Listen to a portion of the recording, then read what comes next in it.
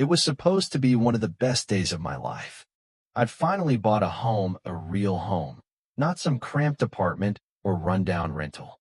A beautiful two-story colonial on a quiet street with tree-lined sidewalks and old mailboxes that leaned just a little from years of use. The kind of place where people walk their dogs in the evening and wave to each other from across the street. The kind of place I always pictured when I thought about settling down. But the minute I backed my U-Haul into that driveway, I realized something was off. It started with a stare, not the curious kind you'd expect from a new neighbor checking out the new guy on the block, but a cold, assessing glare from across the road. She stood there like a statue, arms folded, lips pressed thin, in heels that didn't belong on a Saturday morning sidewalk. No smile, no welcome, just suspicion, wrapped up in a designer blazer and a superiority complex. I'd like to say I brushed it off. I really tried. "Hey there," I called out, wav-wying politely while balancing my favorite recliner. No response. Just those eyes tracking my every move, like I was a threat instead of a man trying to start a new chapter. My brother Kev was with me. He's the type who always knows when something's not right. He glanced over at her, then back at me. "She's got that look, man. That look that says you parked your truck on her lawn just by existing." I laughed it off. At first. That laugh didn't last long. "Excuse me." Her voice snapped across the street like a whip. She marched over like a principal about to scold two unruly kids, heels clicking like a metronome of judgment. "I'm Veronica Bell, president of the Hillgrove Ridge HOA. I need to see your MOVYing permits." I blinked. "My what?" "Permits. You can't just move in without proper documentation. This community follows procedures." I told her I had no idea what she was talking about, that my realtor hadn't mentioned any of this. Her smirk said she didn't care. Kev stepped forward, calm but firm. "Ma'am, my brother bought this house. He's MOVYing in. That's all this is." But it wasn't enough for her. Not nearly enough. She crossed her arms tighter and narrowed her eyes like we'd just confessed to robbing a bank. "I don't know who you people are. And until I do, I'm calling the police." That was the moment it got real. She whipped out her phone, right there in the middle of the street, and started dialing 911. Loudly, theatrically, like she was announcing a play to the entire neighborhood. "Yes, I need officers immediately. There are two suspicious men unloading furniture into a vacant home. They're aggressive and confrontational." I looked down at myself. Cargo shorts, college t-shirt, sneakers. Kev had on a hoodie and jeans. We looked like two regular guys helping each other move. But I could see it in her eyes. Our presence was the problem. Kev reached for my arm, steadying me. "Don't. Not here." We both knew how fast things could go sideways. Then something shifted. From the house next door, a woman with gardening gloves and flour on her apron stepped out. "Are you the new owner?" she asked, smiling. Before I could answer, Veronica snapped, "Stay back, Sarah. These men are trespassing. I've already called the authorities." Sarah looked confused. "Trespassing? But didn't the house sell last week?" "I saw the signs come down." "What you thought is irrelevant," Veronica spat. "Security and property values come first." The police showed up 10 minutes later. 3 cruisers. Lights flashing. Neighbors peeking through curtains like it was a street parade. The lead officer, older guy, calm eyes, approached me. "Sir, what's going on?" I explained. Showed him the email from my realtor, the closing documents, even a photo of me at the signing table.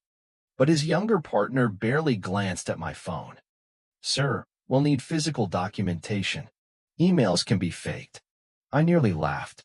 Not because it was funny, but because it was absurd. Everything was inside, packed in boxes. I offered to go get it.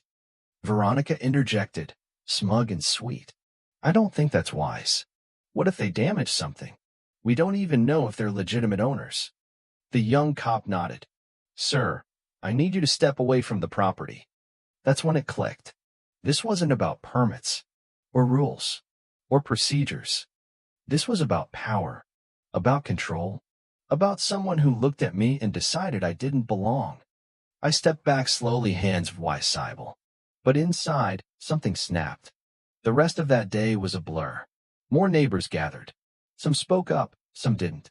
Veronica brought out a lawyer, some smug, silver-haired guy who looked like he billed by the syllable. They threatened me with legal action, fines, even foreclosure, for moving into my own home. I stood there, biting my tongue, until I couldn't anymore. I turned to the crowd. My name is Malik Carter. I'm a software developer. I bought this home legally. I have the deed, the mortgage, the bank statements, everything. The only reason we're here, hovwing this circus, is because she saw a black man moving furniture and decided I didn't belong. Silence. Then Sarah, bless her heart, said, "He's right." Kev pulled out his phone and started recording. Veronica froze, her words suddenly more careful. But the damage was done. The video went viral that night. The next morning, I was served a lawsuit, filed by Veronica Bell and the HOA, disturbing the peace, harassment, creating a public nuisance. My truck blocked a sidewalk for 30 seconds. And my personal favorite, conduct detrimental to community welfare. They wanted damages, an injunction, and a court order forcing me to sell the house and move. I sat on my couch, surrounded by boxes, holding a lawsuit that felt like a punch to the gut. That's when I called my cousin. Jalen is a civil rights attorney, and he didn't even let me finish before he said, "Let's go nuclear." What followed was a whirlwind. Federal civil rights lawsuit, media attention, a class action. Other families came forward. The Washingtons, the Gwynns, the Martinezes. All of them had stories, fines, threats, fake violations. And they all had one thing in common. None of them looked like they came from a 1950s postcard. Veronica had a system. She kept a list, an actual list of problematic families, and her lawyer? Turns out he knew all about it. Within weeks, the FBI was involved. So was the state attorney general. Embezzlement, fraud, discrimination. She'd used HOA funds to fund her personal vendetta vacations, luxury handbags, even those stupid pink heels. And the best part? The community flipped. They rallied, signed petitions, held meetings, voted her out, appointed Sarah as the new president. Frank Morrison, the elderly guy who gave me a thumbs up the first day, became VYC president. We rewrote the HOA bylaws to prohibit discrimination, set up a legal defense fund for future residents, started holding block parties, cookouts, cleanups, real community stuff. And 6 months later, I sat on my porch, watching a moving truck pull up across the street. A young family stepped out. Korean American. 2 kids. A dog that looked like it ran on caffeine. The father walked over. "You're Malik, right? We heard what you did. We almost didn't move here because of the old HOA stories. But we saw what this place became, and we knew it was home." That night, as kids played in driveways and dogs chased each other across lawns, I realized what we'd built, not just a neighborhood, but a community. The final piece of justice? Veronica Bell sentenced to 18 months in federal prison. Her lawyer disbarred. The HOA paid a 7-figure settlement that went straight to the family she tried to force out. And her house? Sold to a Somali couple, both ER doctors. I framed their housewarming in white ion and hung it next to the key to my front door. Not as a trophy, but as a reminder. A reminder that standing up might cost you peace in the moment, but it buys justice for everyone who comes after. Sometimes Tory doesn't look like revenge. Sometimes it looks like kids riding bikes, and no one calling the cops. If you've ever dealt with an HOA nightmare or faced discrimination where you live, drop your story in the comments. Let's talk about what justice looks like in real neighborhoods, not just on paper.